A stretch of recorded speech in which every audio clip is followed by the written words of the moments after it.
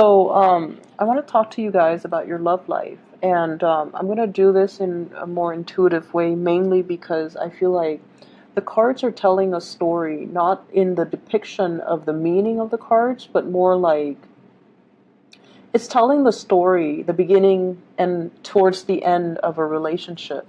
And I feel like for many of you, this is a marriage, a significant type of a relationship where you've been together for many years. So it starts out here with the wedding, the coming together with the Four of Wands.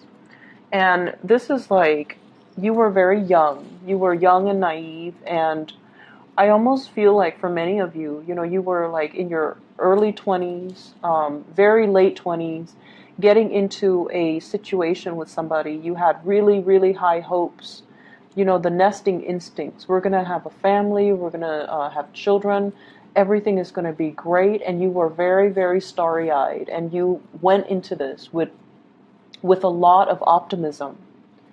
And the person that you're dealing with, I feel like they were able to match you. So whatever you're bringing to the table, like financially, they were able to match with what you're bringing. And I also feel like this is a blessed union. There might have been somebody that fixed you up. There might have been like a mutual friend, a family member, somebody that you trust. So because you trusted that person, you trusted the union, you trusted that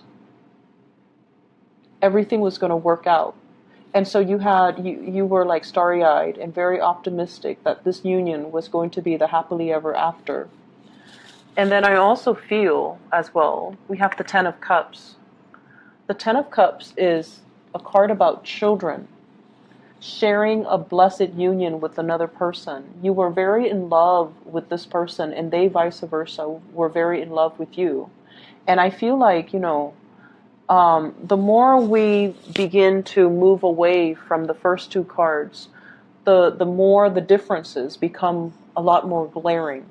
So it was a very ideal match, mainly because you saw the other person as your soulmate. You saw the other person as like, that happily ever after. This person is so much like me. They understand me. They're antisocial just as I'm antisocial. They're blunt just as I'm blunt. And we're going to, create little children that are exactly like us. We're going to watch them grow. For some of you, you might have 3 children. There are 3 flowers there, and you're watching it unfold. You're watching the miracle of life happen, and you're in it, together. And we move along, and we have the Lovers. This is major life decisions. Some of you might have moved very far away to be with your romantic partner. Others of you, your romantic partner, might have moved really far away from you. They were either deployed, they had a job elsewhere, they had, it was like life was calling, and we had to move together. I had to move to be with the other person. They have to move to be with me, or they had to move for a job. And so I feel like there was stability, but there was also turbulence. And I also feel like there was a third party as well interfering in the relationship that also led to a situation where it was very, very difficult for you to recover from it. So the relationship itself, there was a lot of joy. There was a lot of, it had a long history. So I feel like for many of you, you have been married to this person or have dated this person for a very, very long time. And you had overcome some major milestones with one another. So if you look at those masks, it's like one is happy and one is sad. So it's just like balancing out the good times and the bad times in this relationship. And balancing out, I feel like you had to, your role when your partner was not in the picture, you had to be the mom and the dad to the kids. And I feel like you did it with such grace, and you did it without complaining, and you did it with such dignity.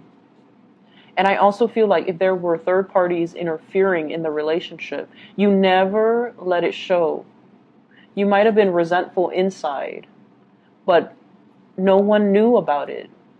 Not even your best friend, not even your family members, not even, the people that you confided in. You suffered in silence. And I feel like you internalize a lot of that pain. You never had an outlet for it. You never saw a therapist. Your partner, I feel like, it wasn't so much forgiveness. It was just putting on a mask, pretending everything is okay, and possibly not confronting the relationship partner because you might have been in denial about it, or you didn't want the confrontation to break up the family unit because you really loved this person. And so we escalate here from something that is, it started out with a very, very good beginning. The Four of Wands, like the hope, the optimism, and the similarities between the two of you. Ten of Cups. These are like, peas in a pod.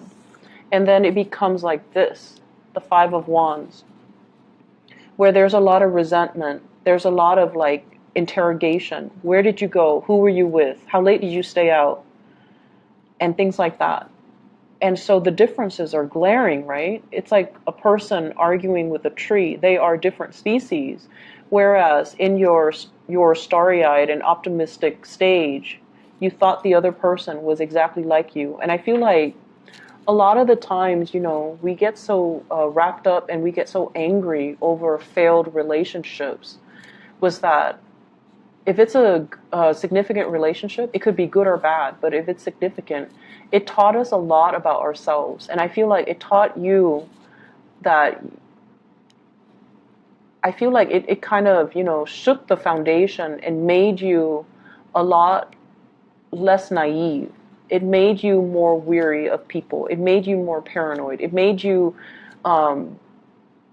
distrustful of other people. And you guys are very, very sincere and very trusting of other people. And so I feel like this relationship really did a number on many of you.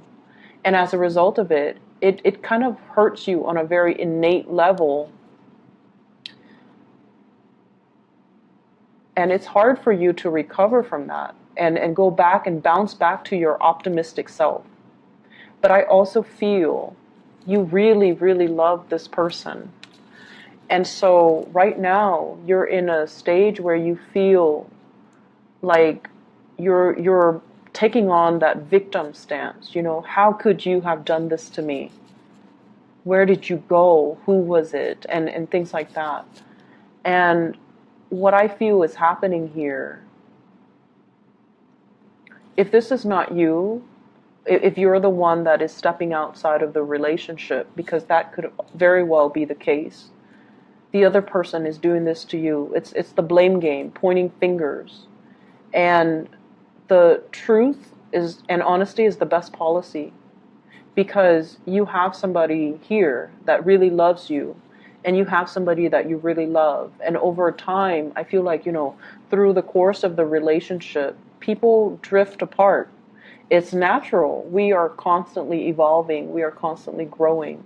I don't see the love diminishing, but I feel like somebody is playing the role of the mom and the dad in the relationship, playing the parent in the relationship, and the other person has really let themselves go. The other person has accumulated, look at that tree, has accumulated so much baggage from life that they're not even a semblance of a human being anymore.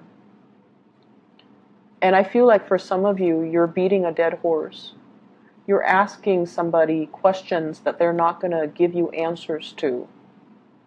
And so if this conflict escalates, and if this is an ongoing conflict, you have to cut your losses. You need to get yourself out of this state, because it's turning your world upside down, and it's got you very emotionally topsy-turvy. You're putting on this mask to the world, like pretending, oh, my relationship is fine, everything is, rainbows and unicorn. But the reality is far from it. The reality is that there are a lot of pent-up like resentments and jealousies and hostilities. And I feel like somebody is, I'm looking at the roots, and roots usually means you're dealing with someone who's very, very, very, very slow to act. But at this point, they've already uprooted. They've already uprooted, and they're ready to go. And so the animosity might drive them to go. Okay? So I feel like the energy is very heavy. And I feel like if you're in this conflict-laden type of an environment, you have to cut your losses. If you feel like no matter what, I can't forgive this or I can't trust this person again, then you really should not allow yourself to stay in this relationship. The trust is gone. The trust has been breached. It's not going to come back together. On the flip side, for those of you who are single, I feel like you have gotten out of a very significant relationship. You're trying to find your center. You're trying to find your footing. And you are single and you're not planning to date. Dating is so far from your frame, like it's so far from your imagination right now. Like you can't even wrap your head around, I'm not ready to date, okay? And then for others, I feel like you might be interested in somebody who's already in a union. We have here the Ten of Cups, as your partner.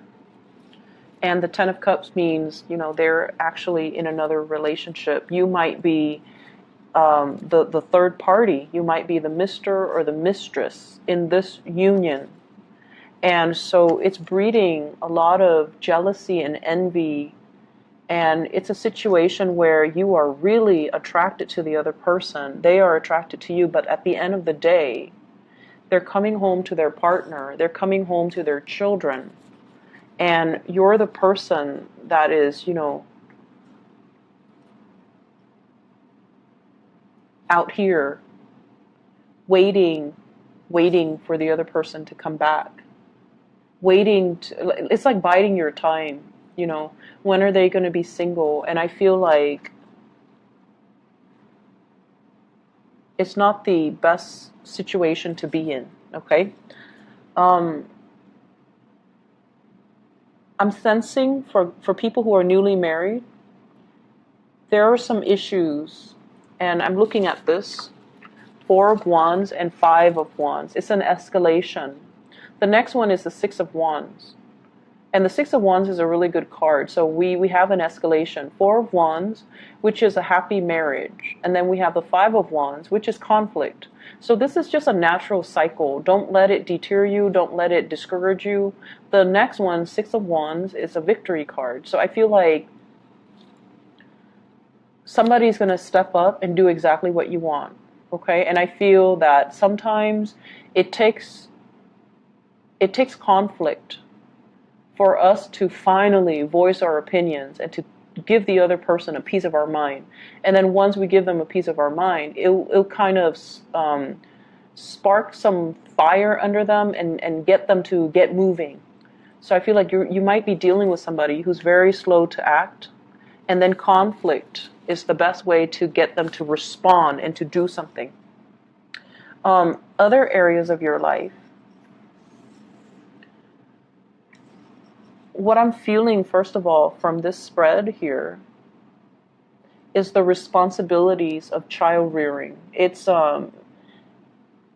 overwhelming, okay? Maintaining the household, cooking, taking care of the kids, busing the kids from childcare to soccer practice, to school, to babysitter, to the movies, and then taking the kids and all of their friends, to sleepover, to monitor, to go to school dances, like all the responsibilities of child rearing is becoming a lot more overwhelming. I'm also seeing as well the partner. So, whenever we have kids, and I can't, I've heard it from other people, but I can't really attest to it. I don't have children. But I feel like somebody feels neglected because now all the attention is on the children. So the relationship is between the mom and the child and the dad and the child, rather than between the mom and the dad as a married couple. So I feel like that can also interfere with the relationship here as well. But I feel like a lot of responsibilities, work and home, and trying to balance everything else. And I feel like, you guys have an abundance of energy. You and the Scorpio people, I don't know where you get it from, but you guys have an abundance of energy. You get things done, and you do it with such grace that a lot of the times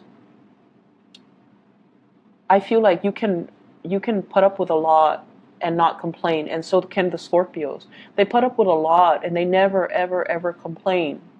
And you do it with such grace that, people don't think, well, they look at you do it and they think it's easy.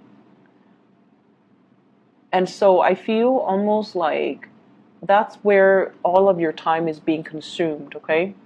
Taking care of the family, taking care of the family unit, taking care of other people. Some of you might be called upon to take care of a family member, elderly parents, a younger child, taking care of them in a very nurturing way, possibly, doing errands for them,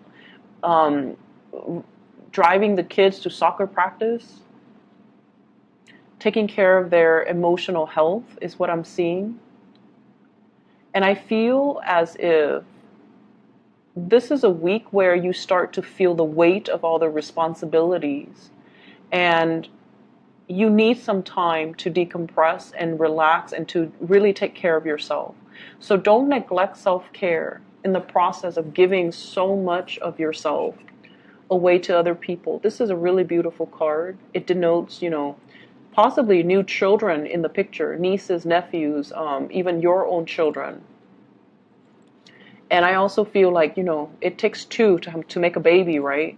So both parties need to be on board when it comes to the responsibilities. It's not fair for one person, you in particular, to do it all on your own. So I'm feeling here that, you have some beautiful new starts that are coming into the picture. And I feel like the responsibilities of it is just a little bit overwhelming. You're going to get used to it. You're going to do it with grace, with style.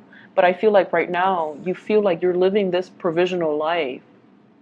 Like, I'm just going to do this for now until it's done. And then that's when I can, live my life. So it seems like this week is very temporary. Even in your love sector, it's almost like, okay, I just got out of a relationship. I'm just going to be single for now. When I'm ready, that's when I'll date. So you're prolonging that provisional life. And I hope you're aware of that so that you can, stop denying yourself of your own time. Me time. I need me time because I've been working so hard. Or, I need to start dating again because my last relationship was years ago, and I used that as an excuse to not get out there. So I feel like you're prolonging something, and you need to put an end to the procrastination, okay? I'm going to leave it at that, Sagittarius. I hope it is helpful for you guys. I wish you all the best, okay? And let me see if there is anything else coming in here. Let me see about your... I actually need to do this because the love situation is a little bit confusing. What is Sagittarius's advice for love for this week?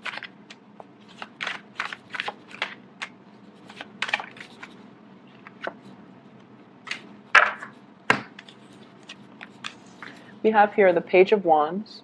This is news messages that's going to be coming in. It's coming in like invitation, somebody seeking you out. And they have here the Fool. You're going to be starting over. You're going to get a clean start. You're going to go out with new people. And then we have here the Ace of Swords. And the Ace of Swords is finality. Seeing somebody that you really like, or somebody is like eyeing you, possibly an air sign, Aquarius, Gemini, and Libra. This is somebody new. And we have a Gemini vibe here with the Lovers card. So I feel like you have a new person that's going to be coming into the picture, and you're going to be walking in that direction, okay? You're not looking back at your past anymore. So I feel like many of you newly singles, you've got somebody that you're walking towards, and there's going to be a lot of communication. And the communication and gathering and going out and dates, like actual dates, going on a date with somebody, seeing them outside in their natural habitat, and,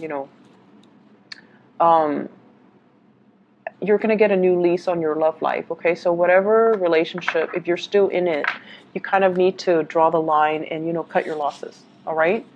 I wish you all the best, Sagittarius. Take care. Bye-bye.